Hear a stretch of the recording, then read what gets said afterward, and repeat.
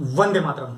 कुछ विद्यार्थी ये मानते हैं कि हम बहुत कमजोर हैं, तो मैंने ये स्पष्ट किया था कि कमजोर तो कोई होता ही नहीं है। दिमाग भगवान ने सबको बराबर दिया है, हमारी सोच हमें कमजोर बनाती है और इस चीज को हमने प्रूव किया था हमारे इससे पहले बने वीडियो में। उसका लिंक डिस्क्रिप्शन में है, अगर आप चाहें तो उसे देख सकते हैं। अब हम लेकर चलते हैं आपको आगे, और आगे आपको ये बताते हैं कि कैसे आप याद कर सकते हैं। आपके लिए याद करने का जो सही तरीका है वो क्या हो सकता है, और अगर आप उस तरीके से याद करते हैं तो आप में कॉन्फिडेंस डेवलप होगा।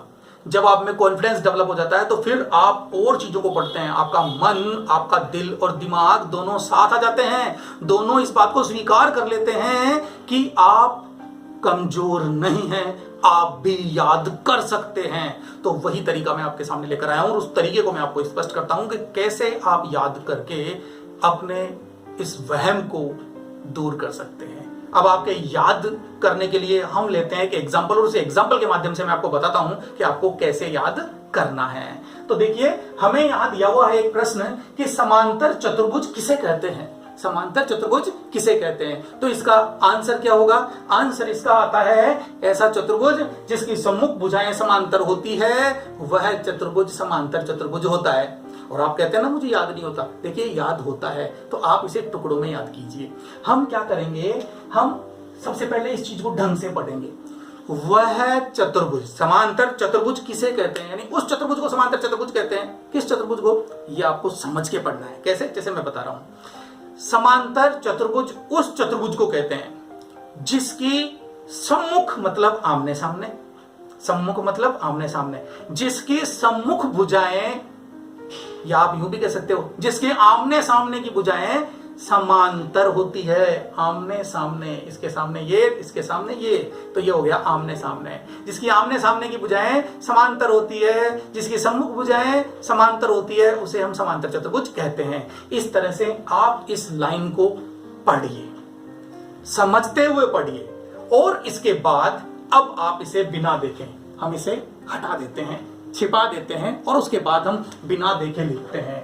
तो आप आंसर लिखना शुरू करेंगे तो आप लिखेंगे एक ऐसा चतुर्भुज, आप अपनी भाषा में कैसे भी लिख सकते हैं, एक ऐसा चतुर्भुज समांतर चतुर्भुज कहलाएगा। ऐसा चतुर्भुज समांतर चतुर्भुज होता है। आप कुछ भी आप अपने लैंग्वेज में लिख सकते हैं उस चीज को समझने के बाद, अपनी भाषा में एक ऐसा चतुर्भुज समांतर चतुर्भुज होता है। आप अपने हिसाब से लिखिए जो आपको समझ में आए। मैं कोशिश कर रहा हूं कि मैं आपके हिसाब से लिख दूं। एक ऐसा चतुर्भुज समांतर चतुर्भुज होता है।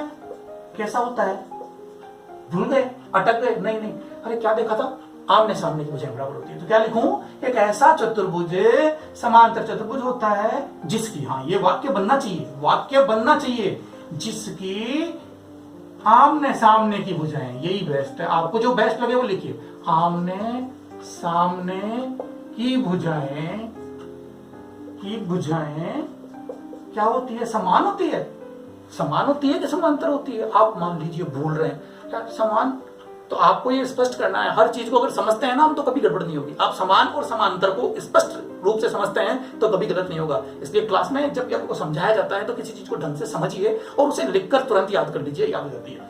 तो समान भुजाएं, आमने सामने की भुजाएं, आप भूल गए, आप भूल गए तो आप कोई बात नहीं, फिर से उसे उठाइए, फिर से बुक को उठाइए और देखिए आपकी कॉपी में क्या लिखा है आपने। अरे समांतर लिखा हुआ है, तो अब आप उसे वापस उल्टा कर दीजिए, रख दीजिए, छिपा दीजिए, और अब आप लिखिए कि जिसकी आमने सामने की भुजाएं समांतर होती है, समांतर होती है। ये आपने अपने मन से लिखा तो यह आपको बहुत ज्यादा अच्छे तरीके से याद होगा। क्या लिखा आपने? एक ऐसा चतुर्भुज। हमेशा जब भी आप लिख लें तो उसे लिखने के बाद एक बार पढ़ के जरूर देखिए। एक ऐसा चतुर्भुज समांतर चतुर्भुज होता है जिसकी आमने सामने की भुजाएं समांतर होती है। वेरी गुड, आपने बिल्कुल बहुत अच्छे तरीके से सही ढंग से वाक्य बनाते हुए लिखा है। कहीं कोई दिक्कत नहीं, आपको पूरे मार्क्स मिलेंगे और आपको ये चीज याद हो गई है। आप इसे, क्योंकि आप बीच में अटक गए थे ना, इसलिए अब आप एक काम कीजिए कि इसको आप फिर से मिटा दीजिए, और मिटाने के बाद आप फिर से इसे लिखिए। ये मन को यकीन दिलाने के लिए, आपके दिल और दिमाग को यकीन दिलाने के लिए आप एक बार फिर से लिखिए कि आपको ये याद है या नहीं है। तो हमने उसे छिपा दिया और हम लिखते हैं ऐसा चतुर्भुज समांतर चतुर्भुज होता है। ऐसा चतुर्भुज समांतर चतुर्भुज होता है, मान लीजिए आप इसे लिख देंगे, समांतर चतुर्भुज होता है जिसमें, आप कभी कोई वर्ड इधर उधर हो जाए तो सोचने की जरूरत नहीं है क्या हुआ, जिसमें, जैसे कि आपने पहले जिसके लिखा था तो आपको जैसे याद रहे आप अपने शब्दों में लिखिए। ऐसा चतुर्भुज समांतर चतुर्भुज होता है जिसमें आमने सामने की भुजाएं, क्या था, आमने सामने की भुजाएं, आमने सामने की भुजाएं, आपको याद होगा, आमने सामने की भुजाएं समांतर, क्योंकि अब आप नहीं भूलेंगे, जहां आप अटकते हैं उस चीज को एक बार देखते हैं तो फिर नहीं भूलते हैं आप, भुजाएं समांतर होती है। अब ऐसा नहीं है कि आपने इसमें किसी शब्द को चेंज नहीं किया, शब्द चेंज हो गया लेकिन उसका मतलब वही है, अब भी आप बिल्कुल सही लिख रहे हैं। एक बार फिर से पढ़ के देख लीजिए, ऐसा चतुर्भुज समांतर चतुर्भुज होता है जिसमें आमने सामने की भुजाएं समांतर होती है। आपने कहीं गलत नहीं लिखा, आप एक परिभाषा को जिसे आप लिख रहे हैं उसे ढंग से समझिए और समझ के आप उसे अपने शब्दों में लिखिए, बस वाक्य सही बनना चाहिए। अधिकांश विद्यार्थियों के हम देखते हैं कि वो वाक्य में गड़बड़ कर देते हैं, तो वो वाक्य सही बनना चाहिए, बाकी अगर आप उसे सही लिखेंगे और अपने शब्दों में लिखेंगे तो वो चीज आपको याद हो जाएगी। देखिए हम यहाँ कंसेप्ट समझ रहे हैं और कंसेप्ट को समझ के उसे याद रखना जरूरी है, तो इन्हें आप अपने शब्दों में लिख सकते हैं और इसको कई प्रकार से लिख सकते हैं। वह चतुर्भुज जिसकी आमने सामने की भुजाएं समांतर होती है समांतर चतुर्भुज कहलाता है।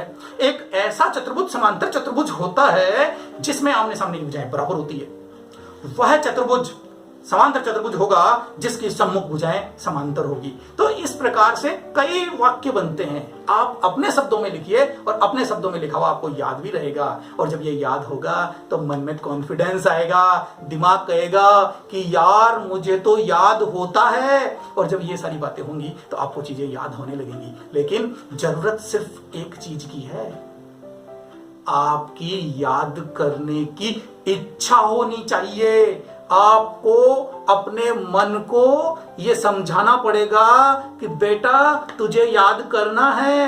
भूल गए आप 3 idiot, all is well, all is well, समझाइए इसे। मन तो पागल है, यही कहा था, ये तो पागल होता है, इसे समझाइए। तो इसे समझाइए कि बेटा तुझे याद करना ही होगा, देख याद कर, तेरा भला इसी में है, तू कमजोर नहीं है, तुझे भी याद हो सकता है, अगर तू याद करेगा तो तू याद कर। स्पष्ट कीजिए। अगर आपका दिल और दिमाग आपके साथ आ जाता है, आपको अपना लक्ष्य निर्धारित करना है कि मुझे ये चीज चाहिए, मुझे ये सारी चीजें याद होनी ही चाहिए, तो वो आपकी याद हो जाएंगी, आप उन्हें नहीं भूलेंगे। अगर आप उन्हें ऐसे लिखकर याद कर लेते हैं तो किसी भी चीज को याद करने के लिए लिखकर याद करना श्रेष्ठ होता है, क्योंकि लिखकर याद करने में हमारा हाथ, दिमाग और आंखें तीनों काम कर रहे हैं। हाथ, दिमाग और आंखें तीनों काम कर रहे हैं, जबकि आप पढ़ के याद करते हैं तो सिर्फ दिमाग और आंखें ही काम करते हैं। लेकिन जब हाथ भी काम कर रहा है तो आपने ये तो सुना ही होगा कि ज्ञान जितनी ज्यादा ज्ञानेंद्रियों से लिया जाता है उतना ही स्थायी होता है। तो अब जब आप लिखकर कर रहे हैं तो हाथ उसमें और ऐड हो रहा है और हाथ को भी पता है कि उसे क्या लिखना है। तो इस तरह से अगर आप लिखकर याद करते हैं तो ज्यादा दिनों तक वो चीज आपको याद रहेगी। समय पर, यानी आप चाहें तो वीकली, एक संडे में जितना भी आपने संडे तक पढ़ा है, संडे को केवल आप रिवीजन के लिए रिजर्व रखिए कि हम संडे को वीक में जो भी पढ़ेंगे उसका रिवीजन करेंगे। तो इस तरह से आप अपने दिमाग से ये वहम निकाल दीजिए कि आप कमजोर हैं, और आप अगर लिखकर किसी चीज को याद करना शुरू करते हैं तो एक बार शुरू तो कीजिए। अगर आप एक बार शुरू कर देंगे, एक बार कुछ प्रश्नों को याद कर लेंगे तो आपके मन में कॉन्फिडेंस आएगा और आप भी इंटेलिजेंट होंगे। पक्का विश्वास कीजिए इस बात पर। बस जो कहा है वो एक बार करके देखिए, अप्लाई कीजिए, ये बिल्कुल प्रैक्टिकल चीज है और यही होता है। क्लियर? बाय।